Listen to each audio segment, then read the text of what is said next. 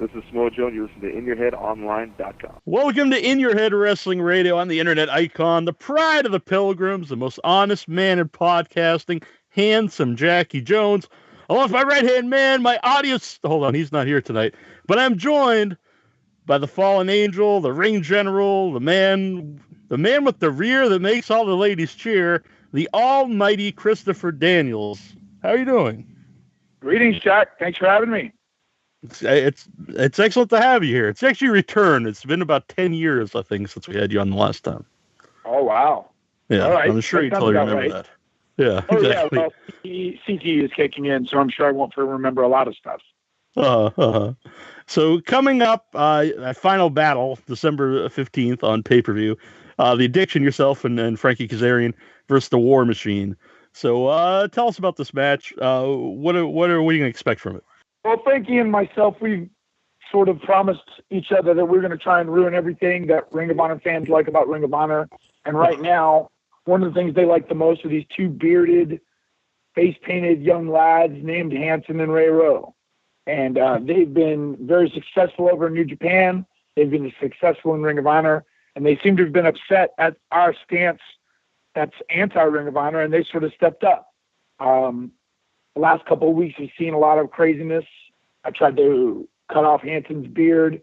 Ray Row got suspended because he threw Frankie at a fan like a dangerous animal. Mm-hmm. And he was upset that we called for his absolute dismissal from Ring of Honor. So that's what's led to all of this. And now Final Battle, the biggest show of the year, is going to be the chance for Frankie and I to end the Ring of Honor careers of both Hanson and Ray Row in one fell swoop. Mm-hmm. Beards are annoying today. Like, everyone has one. I'm clean shaven. I'm clean shaven. And if I'm clean shaven, you all should be clean shaven. So there. This is very well. Why do you guys want to ruin it for everybody, all the fans? Well, because the fans are basically jackasses. When I was world champion, I thought that I could lead this company into the next century. I thought for sure that the fans had wanted to see me at world champion status. And then I walked into Best in the World and found out that they were just a bunch of trend jumping marks that wanted to be in the back pocket of the Bullet Club. And so I decided that, if they were going to ruin what was a big evening for myself, which was Best in the World, I was going to ruin everything else for them. And so now, in addition to trying to ruin the Bullet Club, which seems to be their favorite thing, based on the YouTube channel for the Young Bucks and the Hot Topic, apparently that's the big trend now is Bullet Club. So I was trying to ruin that. And these other fans that say, "Oh, no, Christopher Daniels, we really did support you. Too little, too late," So that's what's really come about. Like, Frankie and myself, we're tired of the hypocrisy of the fandom. 1 minute they're all about everything that you do, and then the next minute they're happy to throw you on the trash pile and use you as the next stand to put their next favorite toy on. I was actually watching the pay-per-view when the fans kind of turned on you when you were facing Cody. So, like, at that moment, what went through your head? Just disbelief, really. And I felt like I was leading the charge and turned around and realized everybody had left me on my own. So it was disappointing. I felt the support that I felt going into the 15th anniversary this year when I won the World Championship after, 24 years in a career, all that support was gone in one moment. And it was disappointing and it was frustrating. So at that moment when you won the title, I assume you had to feel amazing, and then that would make this even worse because you had this great run as champion, later in your career, maybe unexpected, and then the fans turn on you for Cody. Right, and here's the thing that really sort of bothered me. Like, whatever my feelings towards Ring of Honor in the beginning of my career, like early on in Ring of Honor's history, like at that moment, I realized that, Ring of Honor was the best wrestling on the planet. We had built something great, 15 years of to the point where the name Ring of Honor meant great wrestling. Mm-hmm. And so, meanwhile, Cody, since he'd been in Ring of Honor, had basically buried the company. He basically said that the company wasn't worth signing a contract for. And this is what upset me. I went out there to defend the company against what I thought was an invading force of Cody and the Bullet Club, and come to find out that that's what the fans wanted. They wanted to be invaded. They wanted to be berated. They wanted to be insulted. Well, no one insults better than me. So now that's where we are. Mm-hmm. You mentioned Hot Topic earlier. When I assume you don't shop at Hot Topic, but if you're walking in the mall and you see a Bullet Club shirt in Hot Topic, like, how does that make you feel? I don't care. You know, that's where all the trends go. That's where all the flash and pan fads are. So yeah, that of course, go buy that. You know, that's like a Spencer's for me.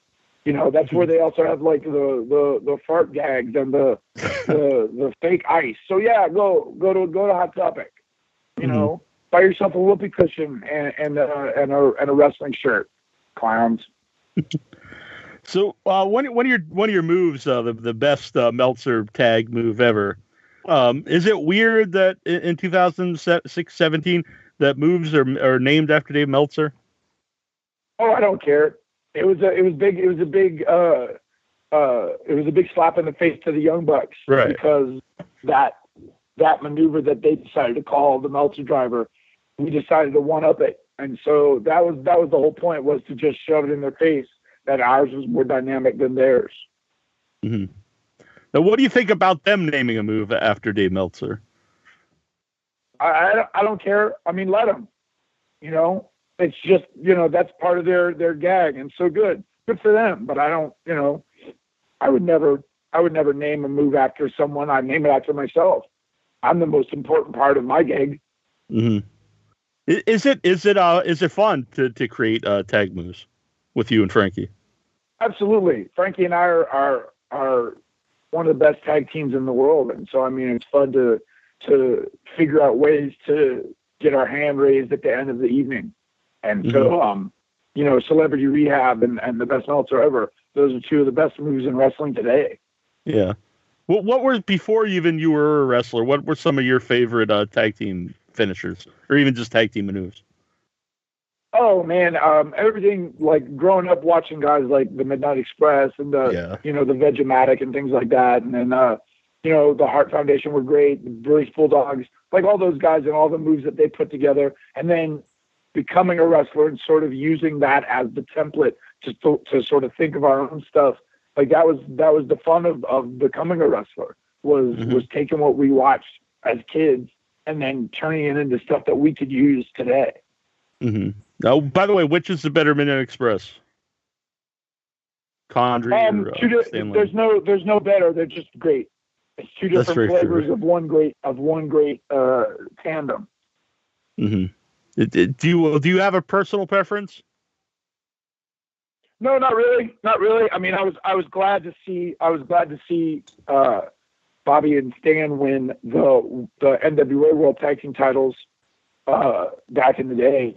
But you know, I love both groups, man. I mean, Dennis and Bobby, they revolutionized a lot of tag team wrestling, and any tag team with their salt today owes a debt of gratitude to those guys. Yeah. Since we're talking about the Midnight Express, what were your thoughts on working with Jim Cornette at different times? And he recently said some stuff about you when you burned your back versus Cody in the Flaming Tables. I've never had any bad reputation or relationship with Jim. Like Jim and I respect each other, and you know, I had great experiences working with him when he was in Ring of Honor and in TNA. And I read what he said, and I reached out to him and let him know that you know, it wasn't fair for him to denigrate the company because there was a decision that I made. And so I just let him know, you know, I understood that he didn't really approve of what happened, but I mean, in the end, it was my decision to do it. And so, you know, if he felt obligated, or if he felt the need to sort of, I guess, speak negatively about it, it should be directed directly to me and not to Ring of Honor. So, sure. So I let him know that. But I mean, you know, I get it. You know, he's a very stern traditionalist, and you know, to him there was no place in wrestling for something like that. I didn't necessarily agree, or else I wouldn't have done it. But there we are. Mm-hmm. How are the burns? Completely healed. Oh, good. Like not even a scar, not even a mark, as I figured. Yeah. So when you and Frankie were put together as a team originally, did you guys click immediately, or did it take time? Absolutely. Yeah, we weren't put together. We got together. Okay. We were friends since like the late 90s. So yeah, when the time came and when we saw an opportunity to become a tag team, and we saw that there weren't any big tag teams where we were at that point, we decided to get together. And the part about trying to get chemistry as a team, we already had that down once we started. So yeah, it was very easy for us to become one of the top tag teams in the world at that point, because we had been friends and we knew each other, and we knew that we had similar mindsets as far as tag team wrestling went. So I mean, it didn't take us very long to become the best where we were at that point. Yeah. And not just because you're here. I mean, I always said the show. I thought you guys were like some of the main highlights on Impact at that time, when you guys, you know, were doing the Apple TV stuff and the throwback You're not stuff. wrong. That's a lot of people felt that way. So. Yeah. And I'm a huge fan of Zubaz. They rule. So I was happy to see you guys bring Zubaz back. Yeah, we single-handedly brought it back to the yeah, I agree. To the 21st century. Yeah, I still have a pair of Charlotte Hornets from junior high. Zubaz. They're like 1990 or so. I'm very, very proud of those. The Charlotte Hornet patch has fallen off since. So how did you go from bad influence to the addiction? What was the change? It was just a thought we wanted to sort of get away from. When we went into Ring of Honor, we decided we didn't want to keep the name. We wanted to sort of close the chapter that TNA was and start a new one with Ring of Honor. And so we came up with the new name ourselves. Mm-hmm. And you don't see a lot of big teams on outside of like WWE. So what's it like to work with the bigger guys in the War Machine? Oh, I mean, there are not that many guys like that in wrestling these days anyway. Sure. But I mean, we've after 24 years with me and almost 20 years with Frankie, we've wrestled some big guys. So I mean, we've got a game plan when it comes to opponents larger than us. Like we have a game plan for smaller guys, bigger guys, smarter guys, higher flyers, whatever. Frankie and I are well prepared. We're well equipped to wrestle anyone. So I mean, War Machine's going to find out next weekend. Cool. I got some questions here from Facebook page. Mike Bartley wants to know: have you received any flack about your suit that somewhat resembles a Nazi uniform? Sometimes, every once in a while, but I point out to everyone that I've got an American flag on it, and that my father was a Vietnam veteran, and so I would never wear anything that would disrespect this country or my father or the military that I respect so much. So I point that out pretty quickly. Paul wants to know, how do you rate the first three-way dance that you had with AJ and Samoa Joe for the X Division Championship in TNA? The best TNA match ever, pretty much. And one of the top triple threat matches of all time, I think. I mean, it still stands up. It's probably the one match that everyone asks me or talks to me about, this interview included. So, I mean, yeah, it definitely stands the test of time. 12 years gone, and it's still on the minds of people. People still bring that up. So, yeah, I think it definitely is one of the best. Mm-hmm. I think this, you've probably been asked this before, but it's come up again. Someone did an interview about it. Sean Green wants to know, can you discuss the whole thing with supposedly being linked in as the higher power role in the corporate ministry angle? Yeah, I didn't know anything about that until recently. Like, okay. They don't tell you that sort of stuff. So, I mean, I guess Bruce Pritchard commented on it on his podcast, and when he did, that was the first time I'd ever heard of it. Mm-hmm. Yeah. No. So how did your cameo in Glow come up? Chavo Guerrero was the stunt coordinator, the guy that helped train the ladies on the show. And, because his uncle Mondo was the original trainer of the original Glow Girls, that sort of came around for him. And, Chavo was looking for certain guys. He knew Frankie and myself were both SAG. And, they were looking for guys that could wrestle, basically do a little bit of high flying in a scene, because that was supposed to lead towards something later in the season for Betty Gilpin's character, I believe. And so, he just approached us. He knew we were available. We'd been close since we worked together in TNA. And it worked out really well, man. We had a really good time. And I think a lot of people have recognized both Frankie and myself from that small cameo. Mm-hmm. Were you a fan of the original Glow? I watched it, but I mean, as a wrestling fan, it didn't take me very long to sort of realize that this wasn't what I was watching. Right. But, as wrestling fans, when we're growing up, we watch all wrestling and we sort of figure out what we like and what we don't like. And I realized that wasn't exactly the wrestling, it wasn't exactly, the Quacker Promotions or World Class. Mm-hmm. This was a little bit different. So, I wasn't a fan in the sense of, like, I made sure I watched it every week. Sure. I just watched it a couple times. I was like, all right, well, that's that. Yeah, I felt pretty much the same way. If you would add a third member to the Addiction to go for the 6-man titles, would you have anyone in mind? I do have someone in mind, but I'm not going to mention that person's name because anything can happen in the next couple of months. Yeah. So, are your plans to go for like the tag belts with Addiction, or would you like to see yourself go back in singles for the world title, or doesn't it matter as long as the title's involved? It absolutely doesn't matter. I would love Frankie Kazarian to get an opportunity to be Ring of Honor World Champion. I would love for him to get an opportunity to be tag TV champion. And yes, certainly us becoming tag team champions again would probably infuriate the Ring of Honor fan base, which is a great caveat to that. Mm-hmm. In addition to being the best tag team on the planet, to piss everybody off would be a great, icing on the cake. So I mean, those are all plans, man. Whether it's the 6-man belts, the tag belts, or the singles championships, like Frankie and I, we're not going anywhere anytime soon. Yeah. Someone sent in here. Mike wants to know if you had a time machine and could go back in time and ruin a match for the fans in history. Would any stand out?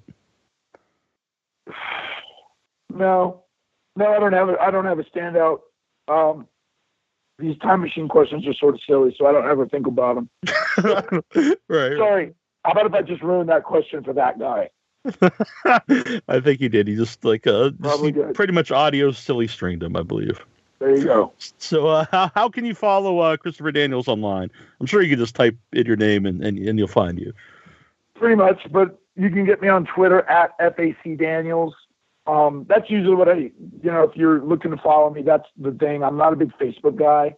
I've got an Instagram that's FA Christopher Daniels, but my main, conduit to pro wrestling fans and everybody is Twitter. So, I mean, I try to keep everybody up to date what I'm doing there. And, ROHWrestling.com will have all the information how to get Final Battle on pay-per-view. Just, I don't know if you're aware of this, but do you think more people get Ring of Honor pay-per-view on like traditional pay-per-view or streaming like video on demand? I'm not really sure. I think also too, you can, I know that Fight TV has been a big deal for Ring of Honor the last couple of years, which is probably easier in terms of getting it through a tablet. So who knows, man? Who knows? Everybody's got different ways of getting it. Yeah, it's available everywhere. So yeah, I watch on regular pay-per-view with my brother at his house. He's a huge Ring of Honor fan, as well as I am. And he wanted me to ask you, do you still drink apple teenies? Not before wrestling, man. It's difficult. It's frowned upon. That's good, yeah. You can drink it afterwards. There's a couple states where wrestling under the influences is absolutely illegal. So I don't risk it anymore. All right. You want to be like the modern day Sandman or anything? Right. All right. Well, I appreciate you doing this. It's been a lot of fun. All right, man. Thanks for having me. I appreciate it. Cool. Hey, this is Cody Castagnoli. I am very European, and you're listening to InYourHeadOnline.com.